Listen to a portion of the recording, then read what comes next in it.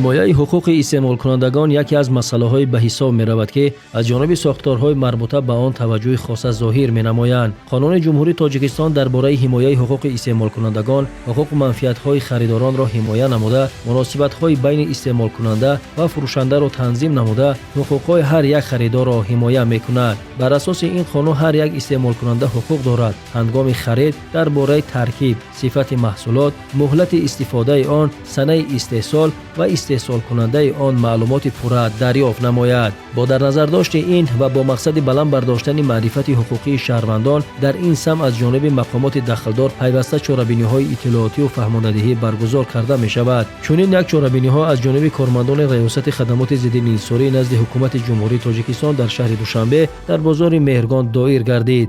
зимни мулоқот бо соҳибкорону тоҷирон талаботи қонунгузории соҳаи савдо ва ҳифзи истеъмолкунандагонро ба онҳо шарҳ доданд. таъкид гардид, ки ҳар нафар новобаста аз мақом ва фаъолият дар баробари дигарон истеъмолкунанда ба ҳисоб меравад ва бояд аз ҳуқуқҳои худ огоҳ бошад. баъд аз анҷоми вохӯрӣ бо тоҷирон дар ҳудуди бозор ва саҳни он буклетҳои иттилоотию таблиғотӣ ҷиҳати донистани ҳуқуқи истеъмолкунанда ва донистани ҳуқуқҳои худ ва дарёфти маълумоти зарурӣ ҳангоми хариду фурӯши молу маҳсулот аз ҷониби кормандони соҳа ба тоҷирону харидорон тақсим карда шуданд. гуфта мешавад, ки истеъмолкунанда ҳуқуқ дорад ҳангоми хариди молу маҳсулот чиптаи харидориро аз фурӯшанда талаб намояд ва дар бораи таркиб, муҳлати истифодаи маҳсулот маълумот гирад. фурӯшанда бошад вазифадор аст молу маҳсулотро бо риояи талаботи қонунгузорӣ пешниҳод намуда, нархномаи равшанро насб намояд. خدمات زیرنثاری نزد حکومت جمهوری تویستان در شهر دوشنبه همروزه با مقصد پیشگیری بالاترین نرخ محصولات نیاز اولیه علاوه خصوص گوشت در بازارهای شهر دوشنبه همه روزه کارهای فهماندهی عملی نموده ایستاده است. مثال با مقصد تنظیم نرخ‌های دولتی که از طرف مقامات حکومت دولتی یا که مقامات خود شهرک و دولت تنظیم میشن، مقامات زیرنثاری حقوق دارد نرخ‌های محصولات نیازی اولیه رو تنظیم نماید.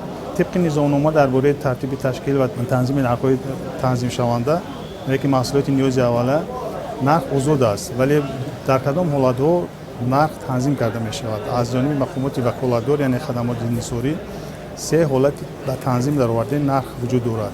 یعنی که با مقصد معین کرده نرخ نهایی درآمدناکی، اصول دیگر با مقصد معین نمودن نرخ نهایی فروشی چکانه و اصول سوم با مقصد معین نمودن اضافه سودا. در همین حالت‌ها من چیزی که شما شاهد هستید، ولی در تمام بازارها با مقصد تنظیم کردن نرخ‌ها علاقه تنظیم شده ایستادند. متخصصان تاکید میکنند که حمایه حقوق استعمالکنندگان ساحه بسیار جانبه بوده، تطبیق ثمرناک آن برای رشد اقتصادی و حفظ اجتماعی اهالی اهمیت کلان دارد. با این مقصد در برابر بازار مهرگان در شعبه معارف ناحیه شاه منصور واخوری برگزار گردید. از جانب مسئولین توصیه داده شد که خریداران هنگام انتخاب مال به صفت، مهلت استفاده، تمغه و سرتیفیکات محصولات دقت مخصوص دهند. در صورت پایمال گردیدن حقوقهای آنها میتوانند به مقامات ضددخل مراجعت نمایند. از جانب ریاست ضد انحصاری شهر دوشنبه یک قطار نقشه چهاربینی ها تصدیق کرده شده است که وابسته به این به استعمال کنندگان کارهای فهماندهی انجام داده شده. عین زمان این کارها ادامه دارد. یعنی استعمال کننده حقوق دارد از هنگام خریدن مال یا که اجرای کار و خدمت رسانی از اجرا کننده و یا اینکه فروشنده حتما صفت مناسب مال را طلب نماید. علاوه فروشنده یا اینکه اجرا کننده وظیفه دار است که در برجامه مال و محصولاتی که میفروشد ترکیب آن، مهلت استفاده آن، صنایع استحصال آن را باید درج نماید. امروز در بازارهای پایتخت برای خریداران انتخاب وسیع محصولات آذوقه‌واری، سبزیجات و میوه و دیگر مالهای نیاز اولیه فراهم است. فراوانی محصولات و رقابت بازاری امکان می‌دهد که خریداران موافق امکانات خود مال و محصولات ضروری را دسترس نمایند.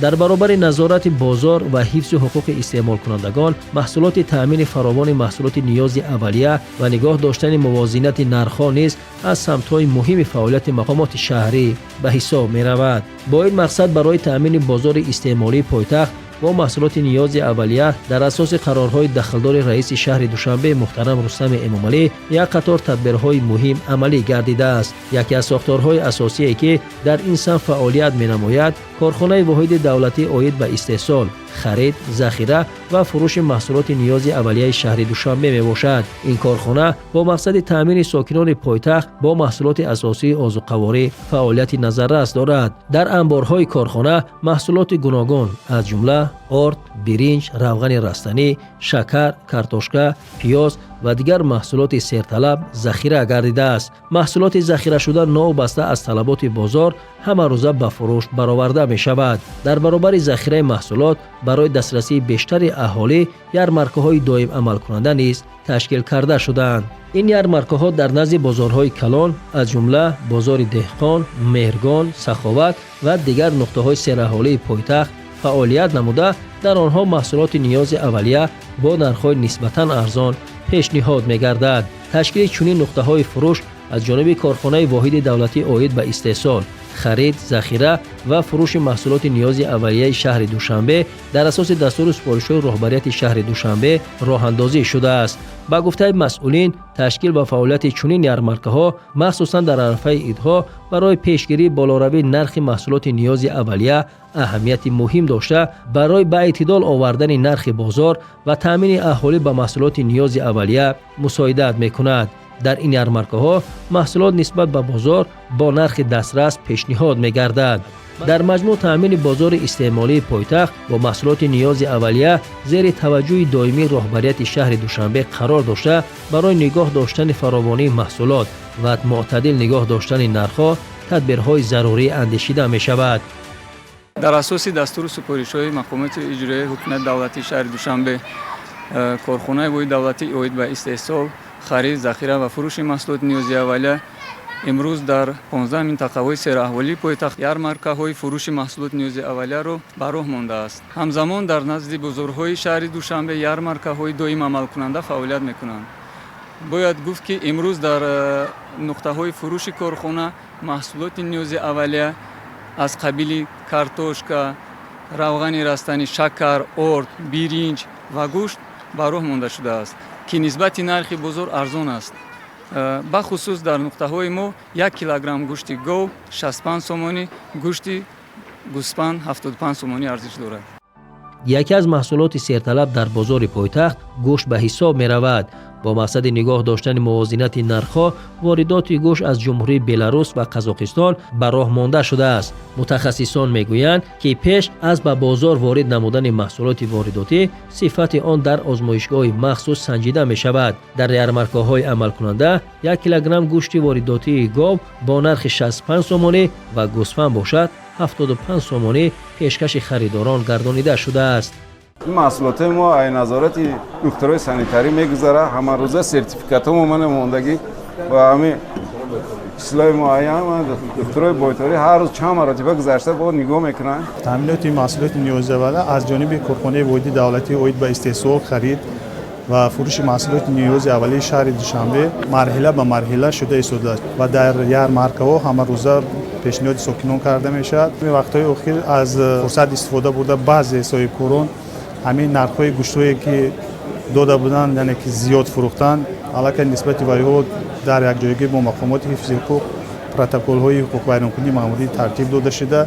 آنها که در سودا مشغولند یعنی که آنها را ما خواهش می‌کنیم که همین نرخ‌هایی که معین شده است علاوه همین نرخ‌ها را رعایت کنند، از دوره نرخ‌نامه معین شده بیرون نبرایند، چون که چاره‌های قطعی اندیشیده می‌شود و در حالتی که در همه پیش دکان‌ها علاوه نرخنامه‌ها اویزون است و تلفن‌های باوری هم در اونجا وجود دارد. در حالتی یعنی که خودسرانه از پیش خود زیاد کردن نرخنامه میتوانند با اون تلفن‌ها تماس گیرند و در حالت تماس گرفتن ما چاره‌های قطعی میاندیشیم نسبت همون صاحبکاران. هر یک آدمی که با تجارت سر کار دارد و دانسته گیرد که اساس فعالیت او و صفت محصولات او وابسته.